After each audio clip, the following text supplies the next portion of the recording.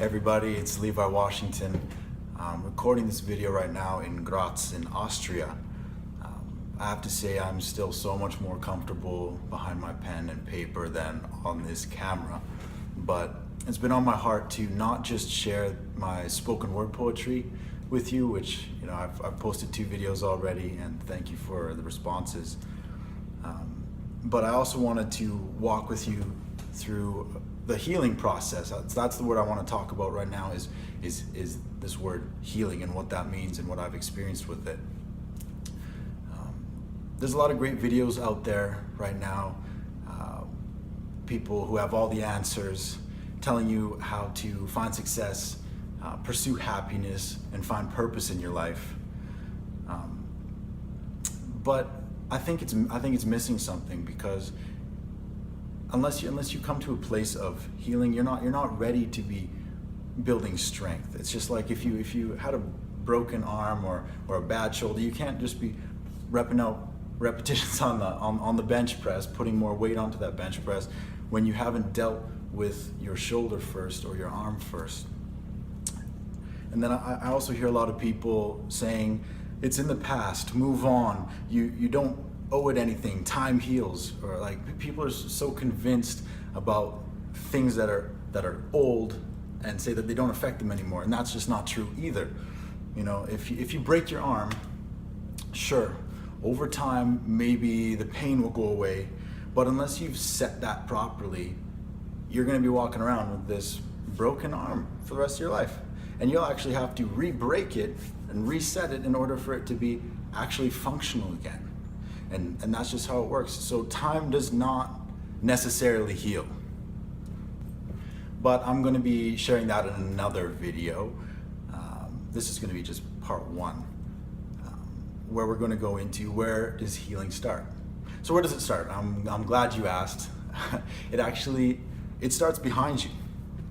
And I know I'm going to lose some of you there, because we're always about what's the next step, what's the next forward step. But I'm here to share from my experience, from what I see. The truth about healing is you need to reconcile your past if you're ever going to have power in the present and hope in the future. Not just with the broken arm thing. I love analogies, so I'll give you another one. If you have dirt in your house and you sweep it underneath the rug, you cover it up, and you go around and you clean the rest of your house, you organize everything, is your house ever really clean? No. And what happens when somebody comes into your life, steps on that rug, shuffles it around, the dirt kicks up and flies everywhere, and hits the fan? And most of the time, the way we deal with that is we will actually put a barrier around this carpet now with a do not touch sign, like, oh no, that's my insecurities, that's my this, that's my that, and don't let people ever touch that, but we never actually deal with it. But until you deal with it, your house is not going to be clean, and it actually takes going into that area and cleaning out that dirty stuff and getting into those skeletons before you can actually really move forward in this word healing. So I'm not just going to talk to you about what I believe about healing, but I'll share my experiences, because that's part of what I'm asking, is for you to walk with me, and I want to walk in vulnerability and honesty with you as well, because that's the premise of everything I'm doing here. So I grew up in a family of 6 boys and a girl. My dad worked a lot growing up. We moved all over the country. With 6 boys, it's always a fight for dad's attention.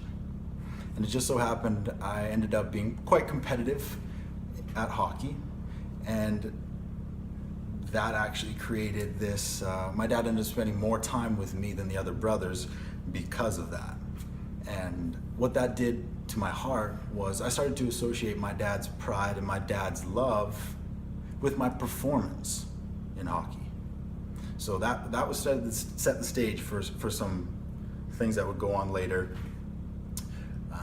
But as well, I remember specifically, it took it to another level when my dad, bless him, because he was just trying to motivate me. But I remember when he would come to me and say, "Levi, you're great. you're a great hockey player. But if you practiced, if you put in the work, you could be amazing. You could be the best. And what I did at that point was stop trying. I made a promise to myself to never practice, because I then had this question: what if I did practice? What if I did practice and I was never amazing? What if I never lived up to my father's expectations? And then the other thing was that my heart was begging to ask, if I'm never amazing, if I never make it, will you still love me? And it wasn't until these last few months of my life that I really went into all of these things that happened in my past and these different ways that I act in different situations, that I really saw that I carried that into my future relationships even. It became about performance and how I looked, and I really grew with a lot of insecurities that I lived out, a lot of scars that I lived out of because of what happened when I was young. And it wasn't time, it wasn't anything else that healed that. It wasn't until I got into it and realized what it was that I could see it and fight it, because you can't fight what you can't see. And I'll leave you with one other analogy. It's like a weed.